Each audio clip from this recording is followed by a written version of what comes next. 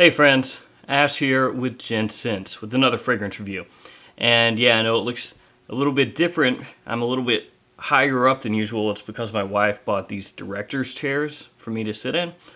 And they are way higher than the chairs that I used to sit on. So I might end up rearranging some things behind me and get kind of a different vibe going on, a different background maybe in the near future. The fragrance that I'm going to be reviewing today is a fragrance that I've talked about numerous times on this channel and yet never reviewed, which is kind of weird because it's a fragrance that I really like, which is not a surprise because I've placed this high up on a number of top 10 lists. It's this fragrance, Gentleman Eau de Parfum by Givenchy. Like I said, I've featured this numerous times on this channel, so you already have a pretty good idea how I feel about this one, but I'm going to break this down anyway and give this one the standalone review that it deserves. We'll check out the presentation like always. I'll talk about some of the fragrances that this gets compared to and let you know why I like it so much. So let's jump into this.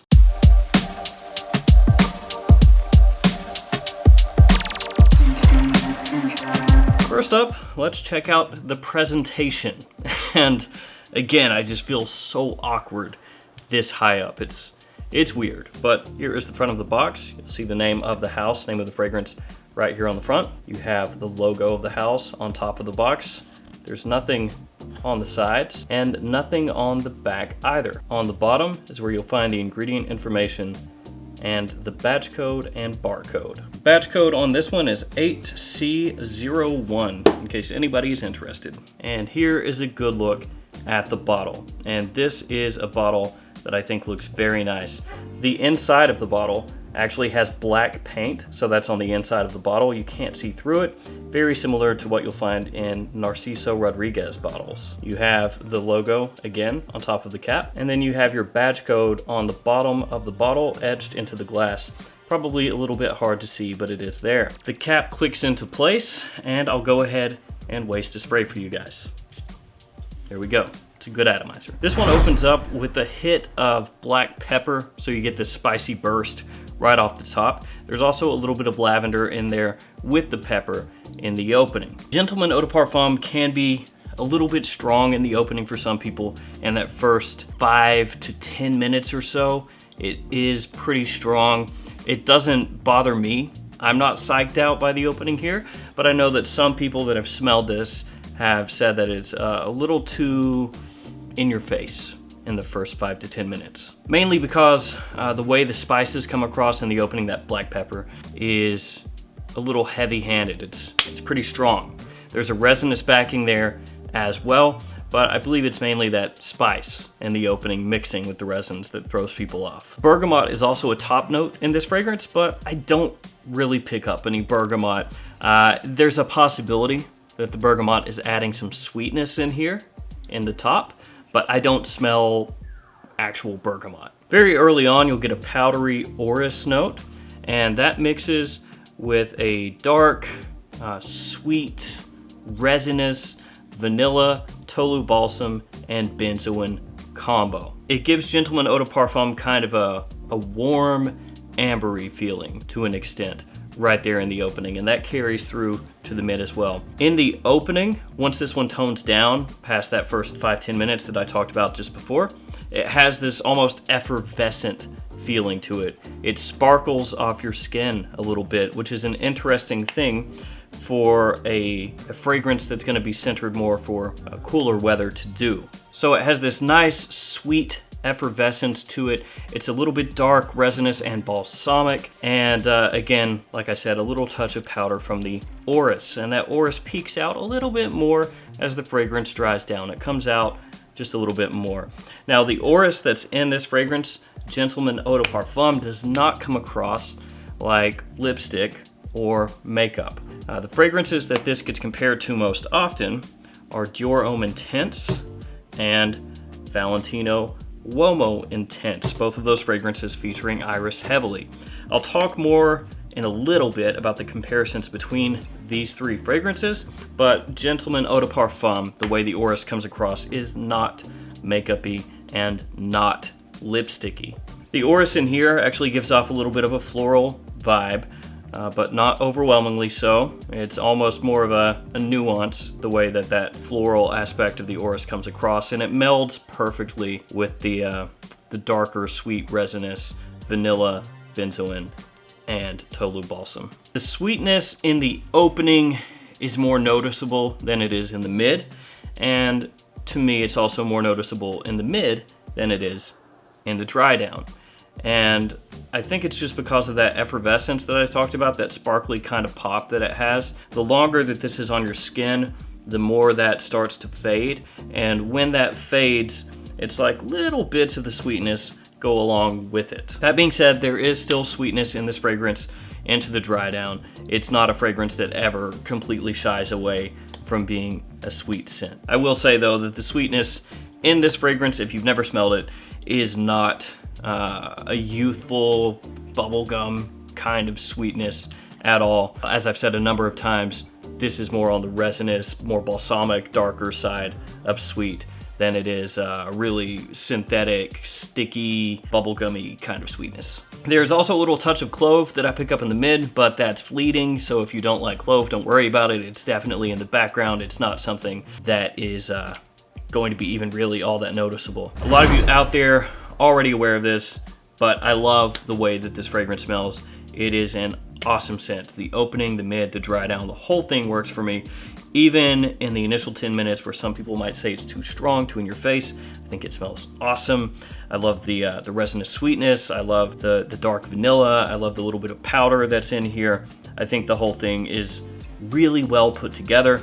Presentation, very nice. The price, about 55 bucks from discounters. There is a lot to like about this fragrance. Now in terms of when you wear this, it's more of a fall and winter time fragrance. Cool weather, cold weather. You could wear it in spring as well, as long as it's not too hot. But for me, it's gonna be relegated mainly to fall and winter. I think you could wear this daytime or nighttime, though it does lean a little bit more toward nighttime than it does daytime wear. But again, as long as it's cool outside, you can wear this during the day just fine. It does lean a little bit more formal than casual, but I think you can wear it either way. And this is a fragrance that I would be comfortable wearing to the office as well. Now let's touch really quickly on the performance. For me, it is above average across the board. So nothing to worry about with the performance on this one. I get 8+ hours of longevity, so that's easily gonna last me throughout a work day or through the night. The projection, rather, is above average as well. I get solid projection for the first couple of hours, then it starts to sit a little closer to the skin. But like I said, you can still easily pick this up after 8 hours on your skin. Now, the comparisons to Dior Homme Intense and Valentino Uomo Intense. Those are the two fragrances that most people will say smell similar to this one, or that this one smells similar to those, since technically those came first. If you break these down side by side, Gentleman Eau de Parfum, Dior Homme Intense, Valentino Uomo Intense, you will find noticeable differences between all three of them. First off, let's talk about these two, Dior Homme Intense, Gentleman Eau de Parfum. I think that these are not really all that close. I can understand where some people will get a similar vibe, like these fragrances are in a similar vein, a similar style of fragrance, and I get that. But when you smell these side by side, they're not super close. The iris in Dior Homme Intense obviously is very lipsticky or makeup-y smelling. People have been saying that for years and years and years, and that's how it comes across. It's a fantastic fragrance. It smells amazing. I absolutely love Dior Homme Intense. It has a woody backbone, which you won't find here in Gentleman Eau de Parfum. And Dior Homme Intense leans more formal than Gentleman Eau de Parfum does, in my opinion. So those are the big differences there. The iris in Dior Homme Intense, very lipsticky. Gentleman Eau de Parfum, it doesn't come across whatsoever like lipstick or makeup, so they're completely different. The orris in Gentleman Eau de Parfum and the iris in Dior Homme Intense, then the woody backbone, the woody base that you'll find in Dior Homme Intense, and this one, again, much more formal.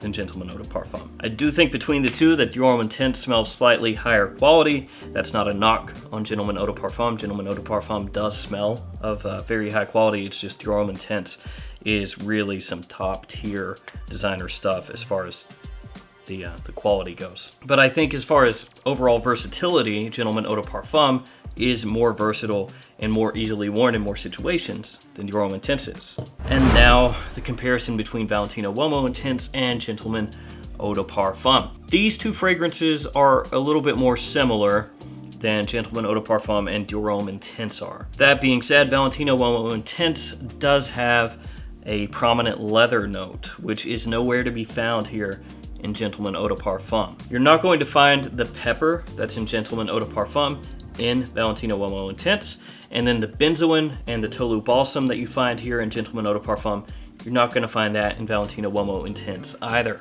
And between the two fragrances, Uomo Intense, again, in my opinion, leans a little more formal than Gentleman Eau de Parfum does. So the same caveats with Dior Homme Intense are going to apply with Valentino Uomo Intense as far as being compared to Gentleman Eau de Parfum. I don't think it's a redundant purchase to pick up Gentleman Eau de Parfum if you already own both of these fragrances or one of these fragrances. I think that Gentleman Eau de Parfum is different enough that even if you own both of these or one of these, that you can own this one as well, and it's not going to overlap too terribly much. I do think that as far as your extremely high quality iris / orris based fragrances in the designer realm, these are going to be the ones you want. Like, this is the trifecta right here. Dior Homme Intense, Valentino Uomo Intense, Gentleman Eau de Parfum. They just all smell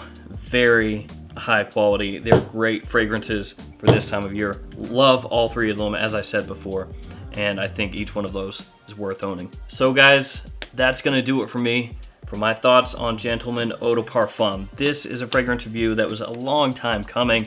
I actually thought that I had already done this, and then when I was putting this into lists, I realized that I had not. But now we've started off 2020 on a good foot with getting this review done for Gentleman Eau de Parfum. Great fragrance. And do not confuse Gentleman Eau de Parfum with Gentleman Eau de Toilette, because the Eau de Toilette is nowhere near as nice as the Eau de Parfum, at least in my opinion. If you have smelled this fragrance, let me know in the comments below what you think about it. And as always, thanks so much for hanging out with me today. Thanks for all of your support, and I'll see you guys again tomorrow with another fragrance video. And this chair is not going to be as easy to get out of, where I would usually exit stage right, but I'm going to give it a go. So I'll see you guys tomorrow.